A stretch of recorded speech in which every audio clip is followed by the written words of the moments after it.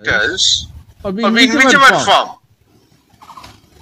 under the definition of 2F and bringing in amendment under the 2012 Act, including a schedule under the 2012 Act, not the 93 Act. Breaking update, একটা বিশাল বড় breaking update উঠে আসছে OBC সংস্থা মামলার। আজকে কিন্তু কোর্টে হিয়ারিং ছিল। তো ওবিসি মামলার ধাক্কা রাজ্যের জারি করা নতুন বিজ্ঞপ্তির উপর অন্তর্বর্তী স্থগিতাদেশের নির্দেশ দিল কলকাতা হাইকোর্টের বিচারপতি তপব্রত চক্রবর্তী এবং বিচারপতি রাজশেখর মান্থার ডিভিশন বেঞ্চ।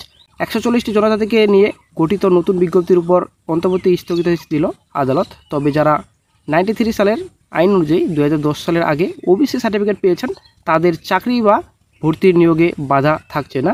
তো বন্ধুরা, বিশাল বড় একটা ব্রেকিং আপডেট উঠে আসছে বর্তমানে। তো বিচারপতি রাজশেখর মান্থা স্যার বলছেন যে এখনও পর্যন্ত রাজ্যের তরফে বিভিন্ন বিষয়ে যে 4 থেকে 5টি বিজ্ঞপ্তি জারি করা হয়েছে তার মাধ্যমে সরাসরি আদালতের নির্দেশ অমান্য করা হয়েছে। বিচারপতি তপব্রত চক্রবর্তী বলছেন যে আমরা আগেও বলেছি ওবিসি শ্রেণীভুক্ত 66টি সম্প্রদায়কে নিয়ে প্রয়োজনীয় পদক্ষেপ করুন। আপনারাও বলছেন সুপ্রিম কোর্টের রায় অপেক্ষা করছেন।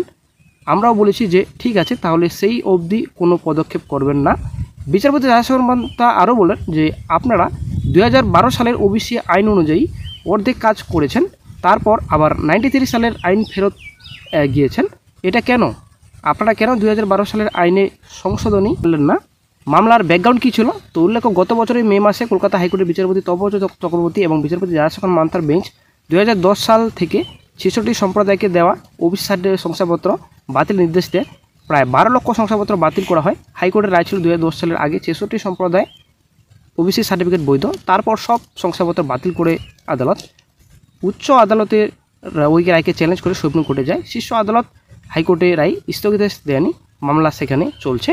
এদিকে কলকাতা হাইকোর্টের নির্দেশ মতো নতুন করে তালিকা তৈরি করতে শুরু করে রাজ্য, কিন্তু সেখানে কোর্টের নির্দেশ অমান্য করে তৈরি করে নতুন ওবিসি তালিকা প্রকাশের অভিযোগ ওঠে রাজ্যের বিরুদ্ধে। নতুন তালিকার উপর স্থগিতাদেশ চেয়ে ফের মামলা হয় কলকাতা হাইকোর্টে। মামলাকারীদের বক্তব্য, হাইকোর্টের রায় মেনে সমীক্ষা করা হয়নি, তবে রাজ্য সে সময় জানিয়েছিল আদালতের নির্দেশ মেনে বিজ্ঞাপন দেওয়া হয়েছে। মামলাকারীদের বক্তব্য ছিল কোর্ট নির্দেশ দিয়েছিল অর্থনৈতিক, সামাজিক ও পেশাগতভাবে ভিন্ন রাজ্যের প্রতিটি জনগোষ্ঠীর মধ্যে সমীক্ষা করতে হবে। তবে অভিযোগ, রাজ্য জেলাভিত্তিক কয়েকটি পরিবারের মধ্যে সমীক্ষা করেছে। তাদেরও এও দাবি আগের প্রকাশিত তালিকার সঙ্গে বর্তমান তালিকার অল্প কিছুই তফাৎ আছে। এরপর সোমবার রাজ্য শুনানির সময় বলে ওবিসি মামলার জন্য কলেজে ভর্তি থেকে নিয়োগ পরীক্ষা সব আটকে আছে। তখন বিচারপতি মান্থা বলেন কোথাও নিয়োগ বা ভর্তি বন্ধ রাখার কথা আদালত বলেনি। এটা কিন্তু বন্ধুরা একটা গুরুত্বপূর্ণ পয়েন্ট। কোথাও কিন্তু নিয়োগ বা ভর্তি বন্ধ রাখার কথা কিন্তু আদালত কিন্তু বলেনি কখনো। মামলাকারীদের মূল বক্তব্য, কোথায় কত জনসংখ্যা রয়েছে তার সুনির্দিষ্ট কোনো তথ্যই রাজ্যের কাছে নেই। এর জন্যই সঠিক সমীক্ষার প্রয়োজন। এমনকি নতুন কোনো জনগোষ্ঠীকে ওবিসি তালিকায় আনতে গেলে বিধানসভায় বিল পেশ করতে হয়, তবে সেটাও রাজ্য করেনি। এরপরে রাজ্যের বিজ্ঞপ্তি খারিজের আবেদন জানান মামলাকারীরা। এরপর আজ 140টি জনজাতিকে নিয়ে গঠিত নতুন বিজ্ঞপ্তির উপর অন্তর্বর্তী স্থগিতাদেশ দিল আদালত। তো তারপর বন্ধুরা, তৃণমূল নেতা জয়প্রকাশ মজুমদার বলেন এখন কি হবে, হাইকোর্টকেই সিদ্ধান্ত নিতে হবে। আদালতের হস্তক্ষেপের দুটো প্রধান কারণ হতে পারে। প্রথম হলো এই তালিকা নিয়ে প্রতিবাদ আছে, দ্বিতীয় হলো কোর্ট বলছে যেভাবে কাজ হয়েছে তা সঠিক হয়নি। তার মানে তালিকা ঠিক আছে কিন্তু কাজের পদ্ধতি ঠিক নেই, তাহলে কোর্ট যেভাবে বলবে সরকার সেভাবে কাজ করবে। তো বন্ধুরা, আশা করি আপনারা বুঝতে পারলেন বর্তমান রাজ্যের পরিস্থিতি খুব খারাপ। ওবিসি জট কিন্তু কাটেনি এখন পর্যন্ত।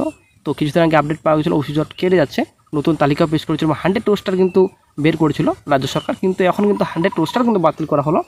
তো আসলে বন্ধুরা, বিশাল বড় একটা ব্রেকিং আপডেট। এখন চাকরি প্রার্থীদের কী হবে, ভবিষ্যৎ অন্ধকার হবে নাকি উজ্জ্বল হবে, সেটা নেক্সটে গুরুত্বপূর্ণ আপডেট পাওয়া যাবে। তবে দেখা যাক কী গুরুত্বপূর্ণ আপডেট নেক্সটে পাওয়া যায়। যখন গুরুত্বপূর্ণ আপডেট পাওয়া সঙ্গে সঙ্গে আপডেট দিয়ে দেওয়া হবে। তো বন্ধুরা, আজকে এই পর্যন্ত একটি গুরুত্বপূর্ণ আপডেটটি আপনার সঙ্গে শেয়ার করা ছিল। ভিডিওটি ভালো লাগে লাইক শেয়ার করুন, অবশ্যই করুন। ভালো থাকবেন।